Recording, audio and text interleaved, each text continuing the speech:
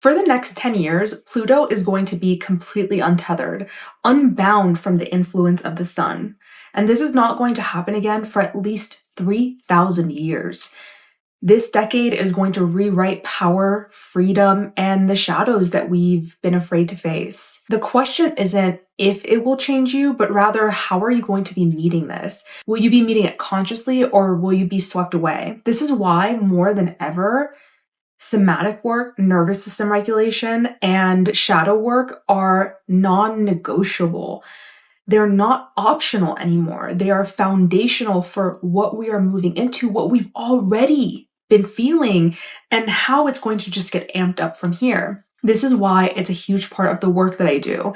And it's why I'm holding a workshop called Turning Triggers into Gold. And it's going to be experiential, guided, very embodied.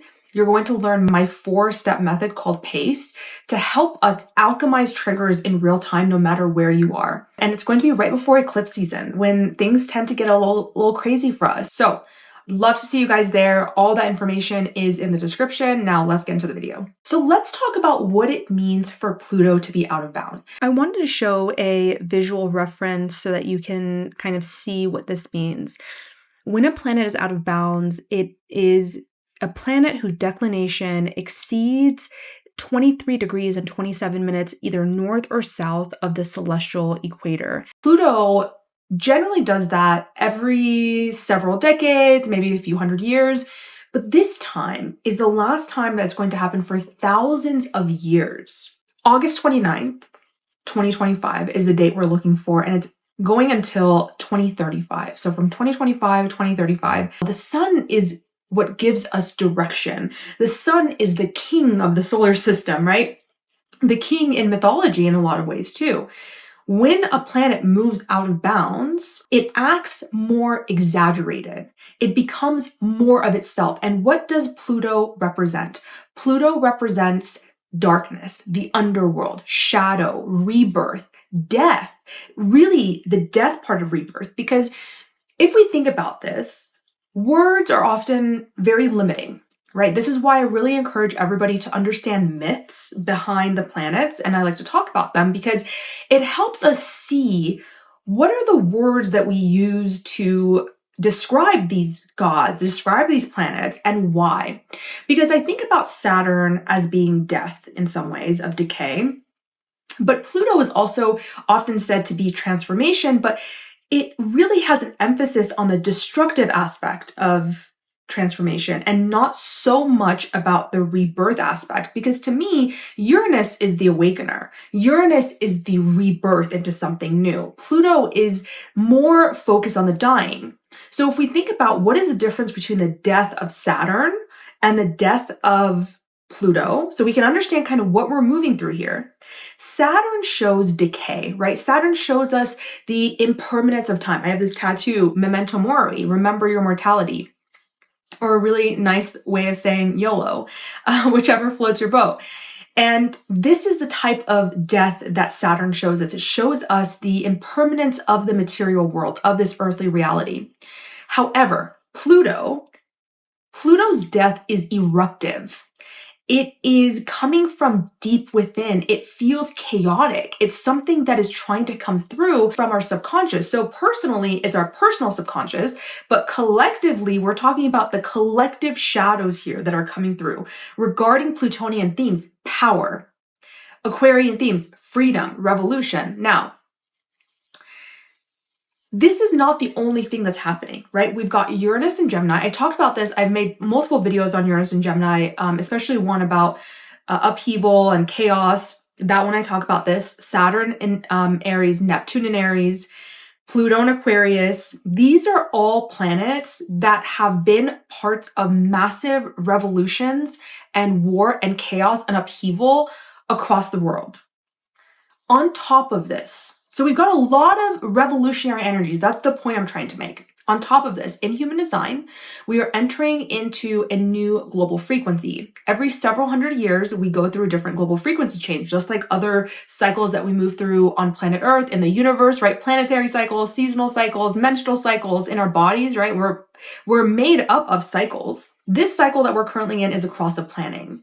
And what we are moving into is the cross of the sleeping phoenix. Now, I'm going to put something on here so you can read briefly what this is about, but I do have an older video. I'm going to redo it at some point so that you'll have an updated version. But cross of planning is about systems. And as we know, systems are breaking. They are no longer working the way that they were meant to, right? They're actually not really helping us anymore. And we're seeing that in real time, how things that have been constructed to help are deconstructing now, especially in America, but really all over the world. I just want to get across the point that there's a lot of revolution happening. There's a lot of revolutionary energies. When Pluto goes out of bounds, like I said, it doesn't have the direction of the sun guiding it. The sun is the spirit and the king. So when a planet is not serving the king, it has its own agenda in ways. And I have an out of bounds moon. I've talked about my moon a lot because it's kind of wild, okay? Moon in Sagittarius, unaspected by any other planet. The only thing it touches is Lilith, not really stabilizing there.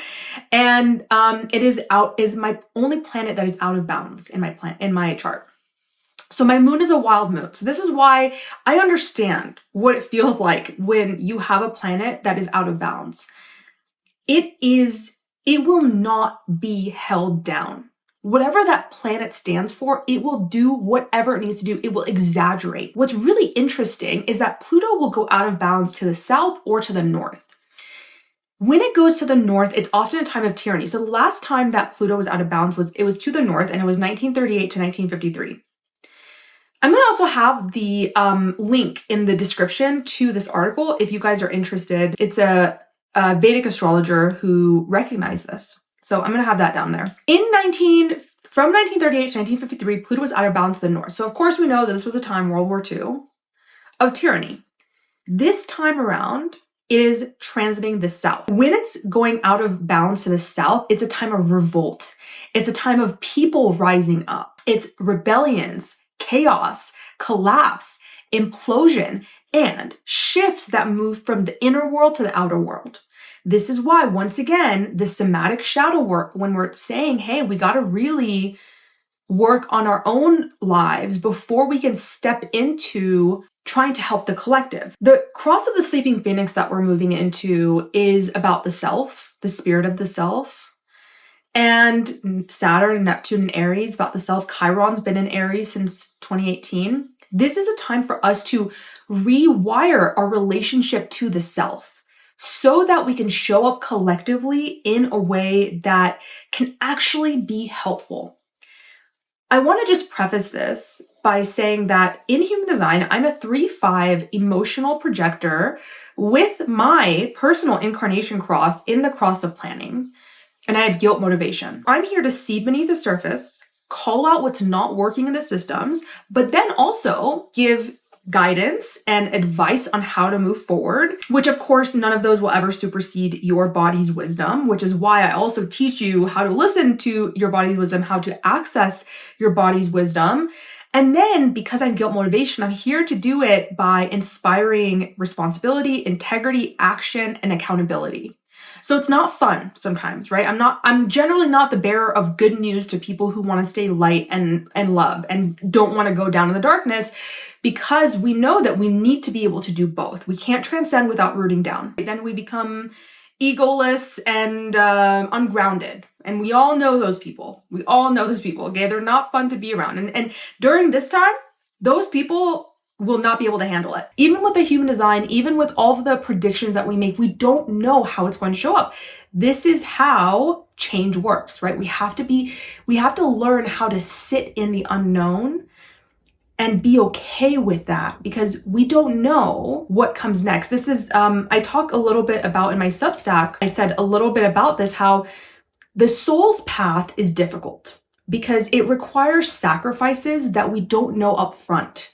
That's why so many people resist them, because they have a feeling, they have a sense that if they move forward toward their soul, they're going to have to give things up. Now, this may be true, it may not be true, but you don't know it until you enter the path. So can you see how this mirrors the changes that are happening externally?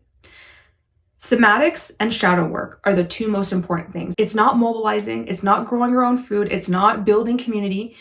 Do you know why? Because those things are all very valid, very, very important. I'm not saying don't do those things, but if the root of those is dysregulation and misalignment, then you're not going to have the right communities. You're not going to be able to mobilize anything effectively.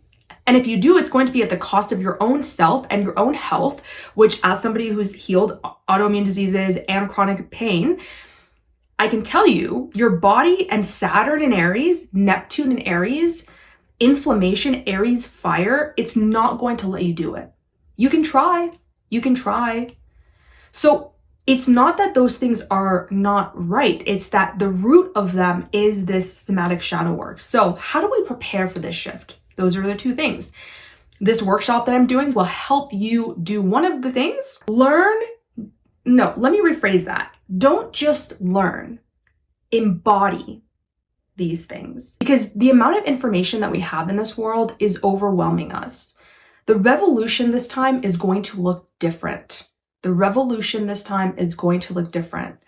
no point in history have we ever had such access to information and communication. We have never been able to know what is happening on the other side of the world the way that we do now. What does this create? Overwhelm, shut down.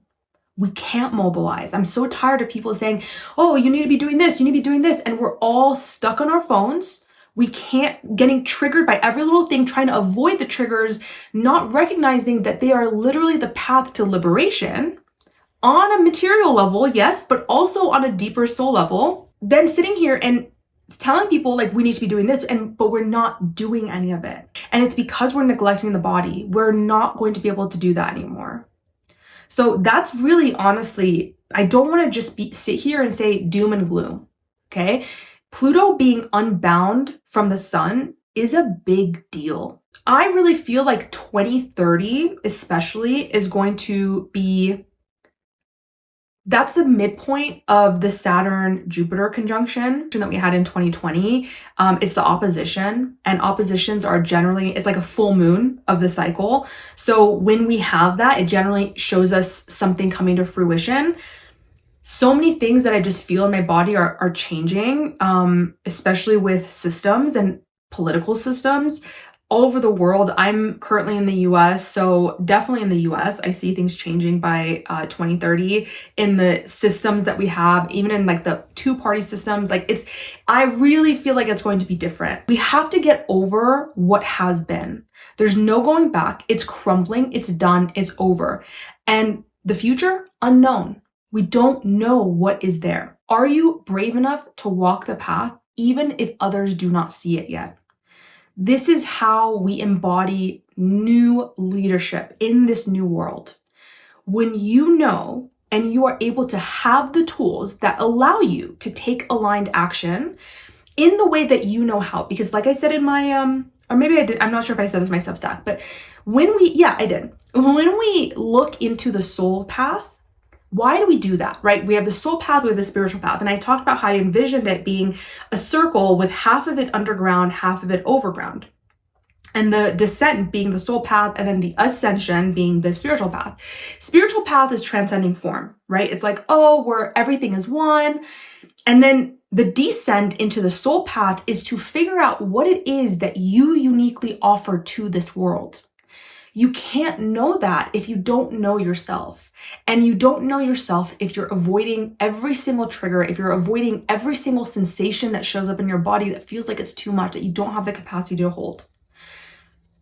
When we want to save the world, we often run in headfirst not knowing what we're doing. And this is when we get burnt out and we have to come back and say, okay, like there's got to be a different way. Take it from somebody who's burnt out like 100 times from this kind of stuff, okay? I've always wanted to save the world since I was a little kid. And I realized what it took was having to save myself, having to save myself first, and then going back out into the world and knowing that this is constantly going back and forth, right? You don't just go out into the world. It's like, I'm always going back. I'm always coming back in the dissension, is that a word? And then going into the ascension. Right? It's like this, and then also taking care of the middle path, right? Which is the ego, the earthly realm. It's not selfish right now to take care of the self and do the inner work that is going to help you eventually Not just lead yourself, but lead your community and lead the others around you. Lead the world, lead the collective into a state of more compassion, more empathy. It starts with you, my friend, and me. We're in this together, right? So once again, information for my workshop is down below. Now, there are multiple layers of this workshop. So on the surface level, this workshop is going to guide you through understanding how to return to the self in the moment that you're feeling triggered, in the moment that you're feeling overwhelmed. We know that when we're triggered, we don't act like ourselves. We say things we don't want to, we do things we don't want to, or we can freeze, we can disassociate and just shut down. None of these are optimal for us. On a deeper level, this is a soul embodiment workshop.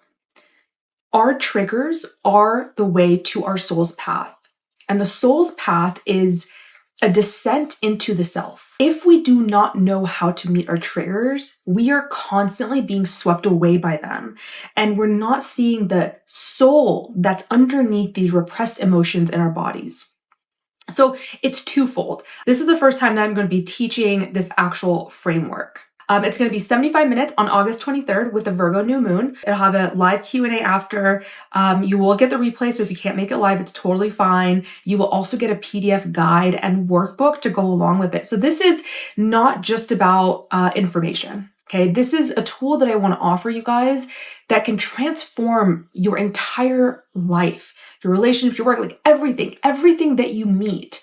Let me know how you're feeling about Pluto Unbound. And this is going to be affecting us personally. Wherever Pluto in Aquarius is for you, this is going to be major. Thank you so much for being here with me, and I'll see you guys next time.